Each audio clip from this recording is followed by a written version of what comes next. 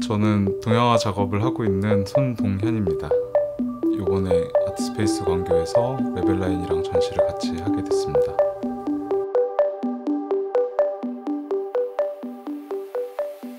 (2006년) (7년) (8년) 그리고 그 이후까지 했었던 작업이 그 인물화 안에서 특히 초상에 초점을 맞춰서 한 작업들이 많았어요. 그래서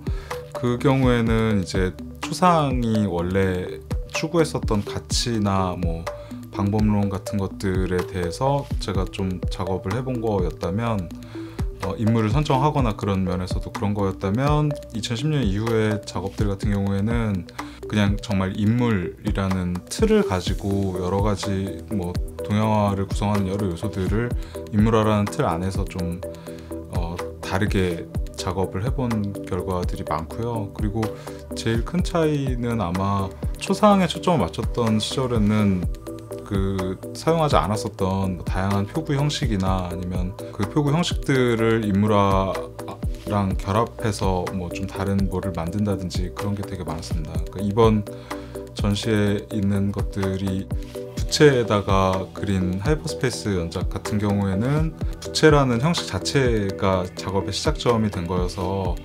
부채라는 게 그 열고 닫았을 때의 달라지는 이미지라든지 혹은 원래 휴대성 같은 기능을 생각해서 만들어진 그런 부분 같은 것들을 작업의 시작점으로 잡은 다음에 소재를 고르고 그랬던 거고요. 역시 이번 전시에 포함되는 그 두루마리 작업 같은 경우에도 두루마리라는 게 횡으로 이렇게 길게 산수를 담는다든지 그런 것들을 좀 이용해서 좀 어떤 걸 또 담을 수 있을까를 고민을 하게 됐었던 것 같아요. 그러니까 그것도 역시 형식이 먼저 작업의 시작점이 됐었던 거여서 이전과 좀 그런 차이점이 있는 것 같습니다.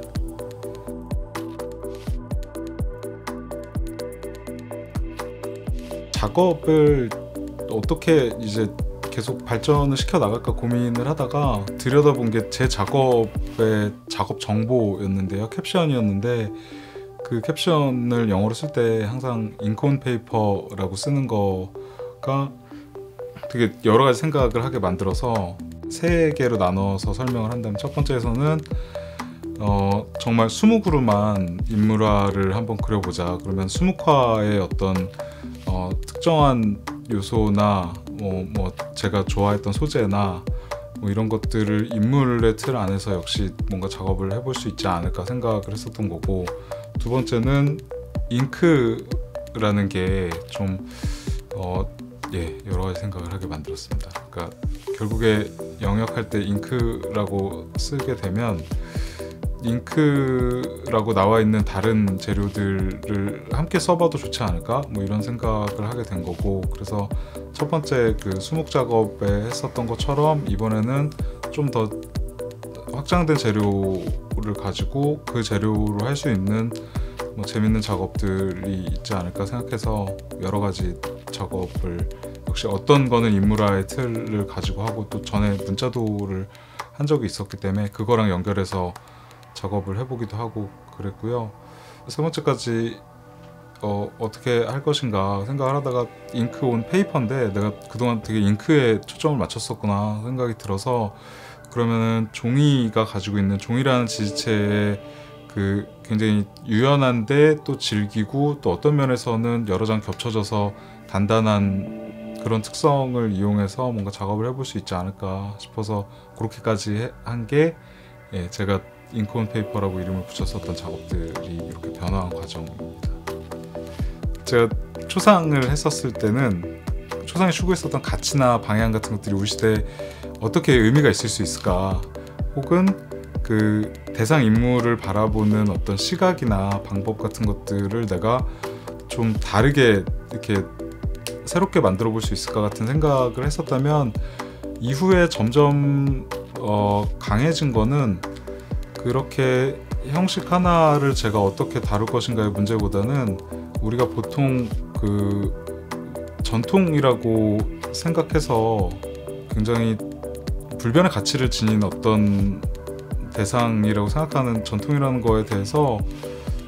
뭐 계승하고 발전시켜야 된다고 하는 그런 거에 굉장히 갇혀서, 사실 제대로 된 가치를 좀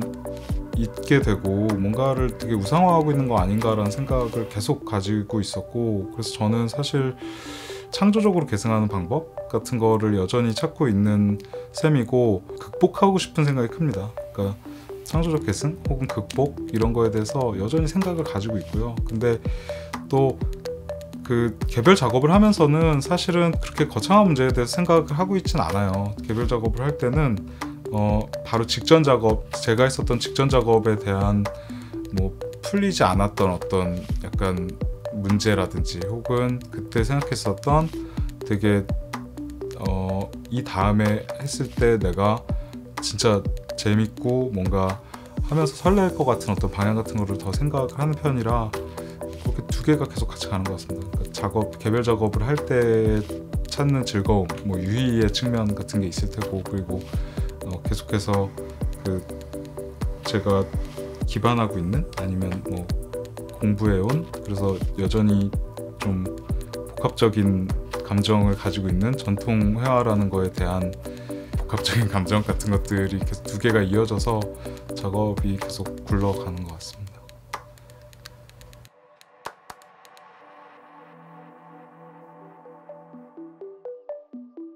산수 작업은 원래 산수라는 게 동양화의 굉장히 중심적인 그 화목이기 때문에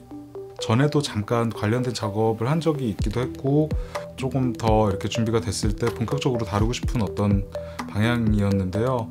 그게 그 잉크페이퍼 한 두 번째 전시를 하면서 굉장히 제가 이전에는 사용하지 않았던 기법이나 방식 같은 것들을 쓰게 되면서 이런 것들을 좀 어딘가 하나에 좀 모아서 작업을 해봐도 좋겠다라는 생각이 들었는데, 그때 이제 산수라는 방향이 내가 굉장히 뭔가 하고 싶었던 방향이니까 그쪽으로 이렇게 잘 연결이 되지 않을까 싶었고, 이렇게 모아진 게 한 2021년쯤에 작업했었던 산수 작업들이 된 겁니다. 요 산수 작업이 처음 시작이 됐을 때 제가 분할화면에 담았었던 내용은 그 동양미술사에서 시점에 대한 작업, 그러니까 시점에 대해 설명할 때 그 동아시아 산수가 세상을 바라보는 방식이 서구회화와 다른 거를 설명하는 대표적인 그림을 가지고 작업을 했었는데, 그거를 제가 이렇게 각각 다른 배율로 확대를 해서 한 폭 한 폭에 좀 약간 느슨한 밑그림으로 삼았었거든요. 그리고 그 다음에 다시 이런 작업을 할 때는 아주 작은 그림들을 제 맘대로 조합해서 조금 다른 어떤 산수의 흐름 같은 걸 만들었었어요. 근데 이번에 이 전시에 지금 나온 작업 같은 경우에는 두 개를 어떻게 보면 혼용한 겁니다. 단원 김홍도가 그 남긴 주로 산수 혹은 동물이 담겨있는 그림 같은 것들을 제가 어떤 것은 확대해서 한 폭의 밑그림으로 삼기도 하고, 그리고 어떤 것들은 조합해서 원래는 존재하지 않았을 어떤 산수의 흐름 같은 거를 만든 다음에 거기다가 각각 다른 기법이나 혹은 재료를 사용해서 조금 각각 다른 방식의 열폭의 화면을 만든 다음에 걔네들을 또 역시 순서를 잡아서 이제 걸게 되는 거죠.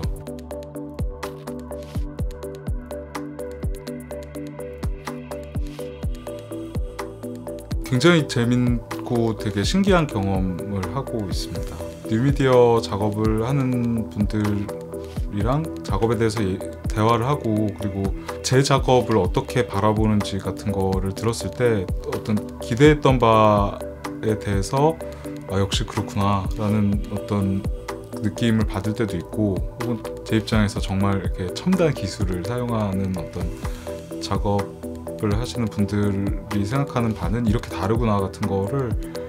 되게